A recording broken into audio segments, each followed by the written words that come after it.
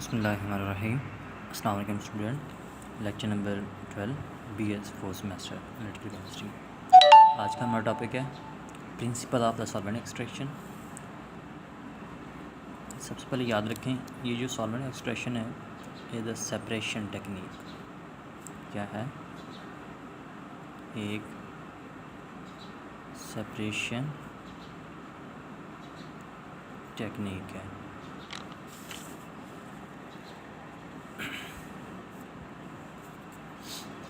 Definition में हम आते हैं, the process of obtaining the substance from a solution with the help of two immiscible solvents called as solvent extraction. Immiscible solvent क्या होते हैं आपको पता होना चाहिए। वो सॉल्वेंट जो एक दूसरे के अंदर सॉल्युबल नहीं होते, हल नहीं होते, आसानी से सॉल्युबल नहीं होते, उन्हें हम इमिसिबल सॉल्वेंट, और कभी भी हल नहीं होते, इमिसिबल सॉल्वेंट कहलाते हैं। मिसाल के तौर पे वाटर के अंदर आप बीकर लेते हैं ना, उसमें वाटर लें, उसके अंदर अगर आप ऐड करवाते हो पेट्रोल या तारपीन ऑयल आप यहाँ पे ऐड करते हो, तो वो ऊपर एक नई लेयर बना देगा।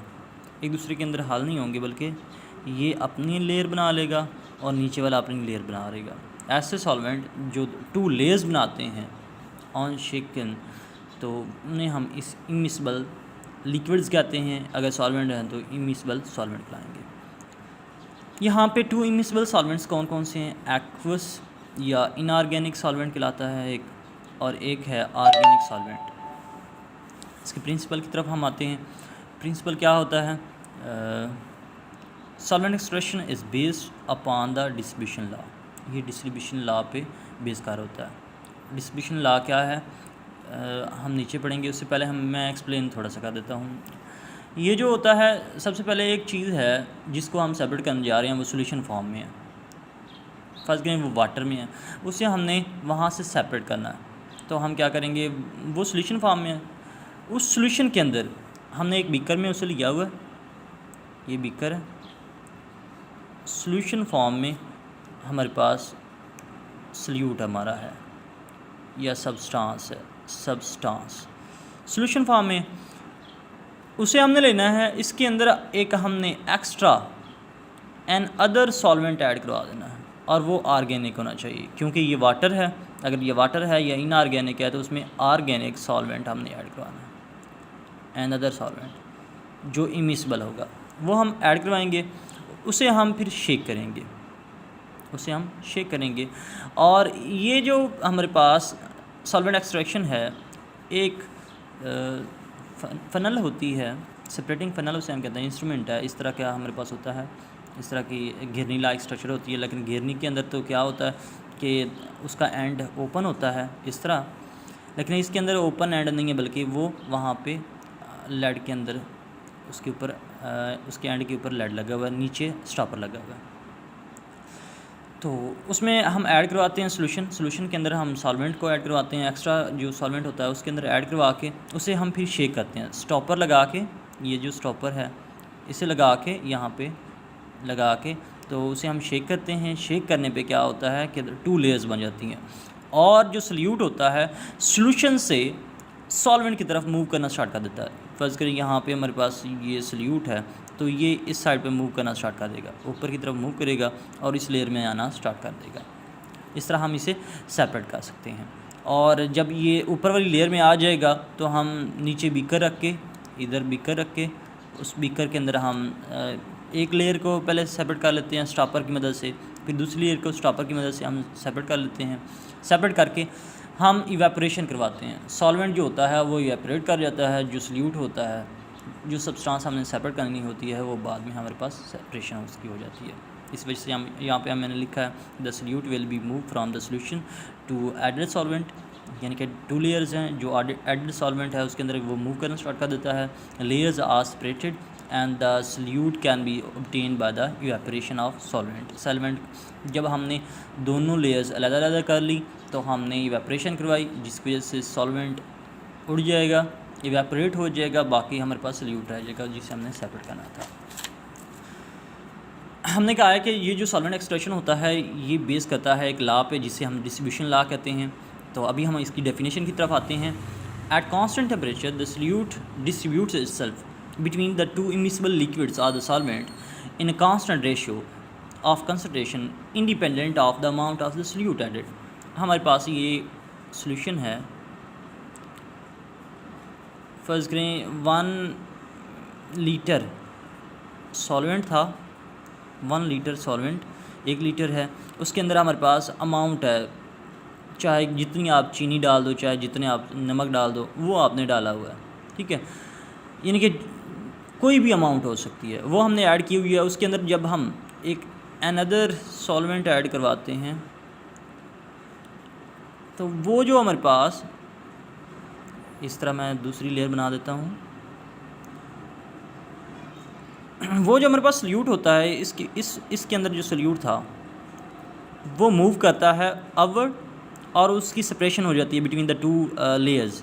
नीचे वाली लेयर ऊपर वाली लेयर के अंदर वो अपने आप को डिस्ट्रीब्यूट इस तरह करता है कि वो इंडिपेंडेंट होता है जितनी अमाउंट इसके अंदर हमने ऐड की हुई है। सॉल्यूशन के अंदर जितनी अमाउंट है उस पर इंडिपेंडेंट है, इन्हासार उस पर नहीं करता। आगे चलते हैं। ये एक्सपेरिमेंटल एविडेंस होता है, जो सेपरेशन होती है by the solvent extraction experimentally होती है, एक्सपेरिमेंट करके हमें पता चलता है, थियोरेटिकल हम इसे एक्सप्लेन नहीं कर सकते। इसी तरह ये जो है डिस्ट्रीब्यूशन लॉ ये applicable for the solvent extraction as well as the partition chromatography, यानी कि पार्टीशन क्रोमेटोग्राफी और सॉल्वेंट एक्सट्रैक्शन दोनों में डिस्ट्रीब्यूशन लॉ अप्लाई किया जा सकता है। Solvent extraction can be use to separation purification of substances from the mixtures, यानी कि ये सेपरेटिंग टेक्निक थी, प्योरीफिकेशन टेक्निक है। इस वजह से हम कह सकते हैं we can separate the number of substances from the mixture by using solvent extraction. आगे हम चलते हैं। डिस्ट्रीब्यूशन कोफिशिएंट, ये जो डिस्ट्रीब्यूशन लॉ है इसके अंदर फिर आगे इसे एक्सप्लेन करने के लिए हमारे पास एक कोफिशिएंट आता है जिसे हम डिस्ट्रीब्यूशन कोफिशिएंट कहते हैं। वो क्या होता है? Distribution coefficient is the number of solutes, number of molecules of solute or the substances that can be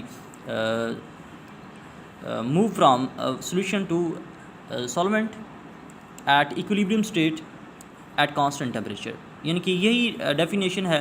लेकिन आपने क्या करना है कि वो जो कंसंट्रेशन है उसे हम कह रहे हैं, तो यहाँ पे के, इसे डिस्ट्रीब्यूशन कोफिशिएंट को हम के से ज़ाहिर करते हैं। तो यहाँ पे यहाँ पे मैंने लिखा है concentration of substance in organic solvent, जो हमने एक्स्ट्रा ऐड किया था, जो दोबारा बाद में हमने ऐड किया है। इसी तरह concentration of substance in aqueous solvent, वहाँ पे जो ऐड किया है। जब इक्विलिब्रियम इस्टेब्लिश हुआ है तो वहाँ पे कंसंट्रेशन दोनों सॉल्वेंट के अंदर जो सॉल्यूट की है वो डिफ़ाइन हो जाती है, तो उनकी जो उसका जो रेशो होता है उसे हम डिस्ट्रीब्यूशन कोफिशिएंट कहते हैं। एग्जांपल के तौर पे हमारे पास जो सॉल्वेंट एक्सट्रैक्शन की एग्जांपल है या डिस्ट्रीब्यूशन कोफिशिएंट या डिस्ट्रीब्यूशन लॉ की जो एग्जांपल है, वहाँ पे है कार्बन टेट्राक्लोराइड और वाटर के अंदर जो हमारे पास डिस्ट्रीब्यूशन ऑफ आयोडीन है, distribution of iodine in between the carbon tetrachloride and the water containing the potassium iodide. याद रखें यहाँ पे मैंने बताया है कि नीचे वाला जो हिस्सा है उसके अंदर कार्बन टेट्राक्लोराइड है और ऊपर वाला जो हिस्सा है ये वाटर की लेयर है। ओके हो गया?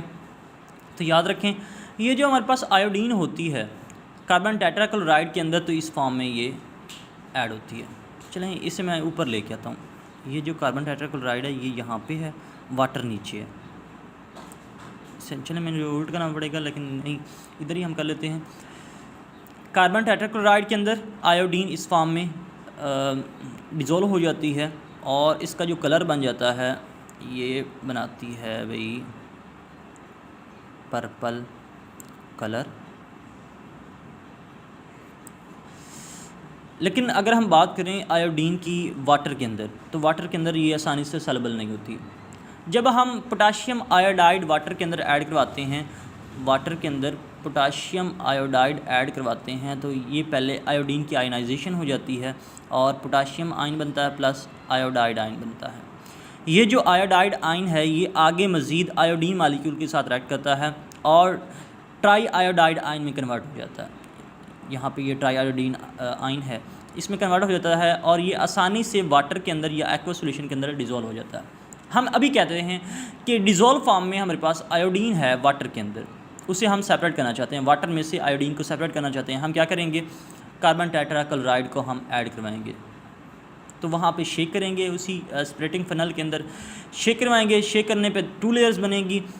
जो आयोडीन ट्राई आयोडाइड आयन की फॉर्म में वाटर के अंदर है वो वहाँ से, इसका जो कलर होता है वाटर के अंदर, जो कलर है इसका ये ब्राउन कलर है, वहाँ से ब्राउन कलर फेड होना स्टार्ट हो जाएगा और आयोडीन मालिक्यूल की फ़ेज़ में, इस फेज़ में वो कार्बन टेट्राक्लोराइड के अंदर आ जाएगा और उसका पर्पल कलर इंक्रीज़ होना स्टार्ट हो जाएगा, जिसकी वजह से हम कह सकते हैं कि वहाँ पे ये सेपरेट हो चुका है।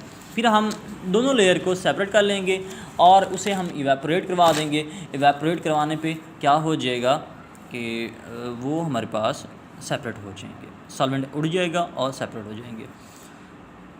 अगर यहाँ पे देखें मैंने लिखा है on addition of another solvent carbon tetrachloride the brown colour layer starts fade, वो फेड होना स्टार्ट हो जाती है and the purple colour layer start appear होना स्टार्ट हो जाती है in carbon tetrachloride solvent. In solvent extraction, small fractions of second solvent added several time and the separation is done। यानी कि आपने इस तरह नहीं करना कि जो सॉल्वेंट आपने सेकंड सॉल्वेंट जो ऐड किया है वो बल्क अमाउंट में हो और उसे आप ऐड करवाएं कि एक ही मरतबा आप पूरी की पूरी सेपरेशन नहीं कर सकते, वहाँ पे इम्प्योरिटी भी आ सकती हैं। लेकिन अगर आप स्मॉल अमाउंट में, वेरी माइन्यूट अमाउंट में अगर सेकंड सॉल्वेंट ऐड करवाते हैं और रिपीटेडली आप वहाँ पे रिएक्शन करवाते हैं, ये जो प्रोसेस है परफॉर्म करवाते हैं, तो वहाँ पे सेपरेशन अच्छी होगी और इम्प्योरिटी आने के चांसेस कम हो जाएंगे। तो अगर हम लिखें जिस तरह मैंने कहा है कि वाटर के अंदर तो ये आयोडाइड, ट्राई आयोडाइड आयन के अंदर जो आयोडीन है वो डिज़ोल्व होता है और कार्बन टेट्राक्लोराइड की फॉर्म में के अंदर आयोडीन फॉर्म में डिज़ोल्व होता है। तो यहाँ पे कोफिशिएंट क्या हो जाएगा, हमने कहा था concentration of solute in the organic solvent, तो ये ऑर्गेनिक सॉल्वेंट है, over the concentration of inorganic solvent या एक्वा सॉल्वेंट, तो ये एक्वा सॉल्वेंट है। तो यहाँ पे आयोडीन फॉर्म में कार्बन टेट्राक्लोराइड के अंदर आयोडीन डिज़ोल्व हो जाती है और आयोडाइड ट्राई आयोडाइड फॉर्म में ये वाटर के अंदर डिज़ोल्व होती है। तो इस तरह ये एक रेशो आ जाएगी जिसे हम डिस्ट्रीब्यूशन कोफिशिएंट कह सकते हैं। इसकी इम्पोर्टेंट एग्जांपल जो है सॉल्वेंट एक्सट्रैक्शन की ईथर एक्सट्रैक्शन है, जो आप पहले पढ़ चुकी हो। सॉल्वेंट एक्सट्रैक्शन की इम्पोर्टेंस क्या है, याद रखें सॉल्वेंट एक्सट्रैक्शन ऐसे कंपाउंड के लिए हम यूज़ करते हैं जो थर्मली अनस्टेबल हैं, यानी कि थोड़ा सा टेम्परेचर इंक्रीज़ हुआ तो उससे वो डी शेप हो जाते हैं या डीकम्पोजिशन उनकी स्टार्ट हो जाती है, यानी कि वोलेटाइल। थोड़ा सा टेम्परेचर इंक्रीज़ हुआ तो उन्हें आग लग जाती है। आसानी से आग पकड़ने वाली जो स्पीशीज़ होती हैं उनको हम मिक्सचर से सेपरेट कर सकते हैं बाय यूजिंग सॉल्वेंट एक्सट्रैक्शन। तो यहाँ पे इसी तरह कुछ ऐसे प्रोडक्ट हैं जो आसानी से नहीं बनते, यानी कि वो डिकम्पोज फॉर्म में रहते हैं या डिज़ोल्व फॉर्म में रहते हैं, उनको हम बनाना चाहते हैं, उनको हम प्योरीफाई करना चाहते हैं, सेपरेशन उनकी करना चाहते हैं, तो हम सॉल्वेंट एक्सट्रैक्शन को यूज़ करते हुए उसे हम सेपरेट कर सकते हैं। ये थी हमारे पास सॉल्वेंट एक्सट्रैक्शन और इसकी जो एग्जांपल है ईथर एक्सट्रैक्शन, ये आपने खुद कर लेनी है, बहुत ही आसान है। इसके अंदर आपने क्या करना है कि जो ऑर्गेनिक सॉल्वेंट सेकंड सॉल्वेंट होगा, ईथर होगा, वाटर के अंदर जो हमारे पास सिंथेटिक प्रोडक्ट होते हैं, ऑर्गेनिक सिंथेटिक प्रोडक्ट वो वाटर के अंदर होंगे। वाटर जो है ये पोलर कंपाउंड है और ऑर्गेनिक सिंथेटिक जो हमारे पास प्रोडक्ट होंगे वो इनऑर्गेनिक हैं। तो यानी कि पोलर नॉन पोलर के अंदर तो हल नहीं होता ना, तो उसे हल करने के लिए हम क्या करेंगे, उसे हल करने के लिए हम वहाँ पे ईथर ऐड करवाएंगे, लाइक डिज़ोल्व लाइक की बेस पे वहाँ पे जो है सॉल्युबिलिटी इंक्रीज़ या डिक्रीज़ हो जाएगी। वो जो इम्प्योरिटी हैं वो इनऑर्गेनिक हैं तो वो वाटर के अंदर आ जाएंगी, और जो हमारे पास प्रोडक्ट होगा ऑर्गेनिक सिंथेटिक प्रोडक्ट होगा वो ईथर के अंदर चला जाएगा, क्योंकि वो भी नॉन पोलर है और ईथर भी नॉन पोलर है, तो वहाँ पे वो मूव कर जाएगा, आसानी से हम सेपरेट कर लेंगे। इसी वजह से इम्प्योरिटी अलग हो जाएगी और प्योर प्रोडक्ट हमारे पास अलग हो जाएगा। आज तक इतना ही। अल्लाह हाफ़िज़।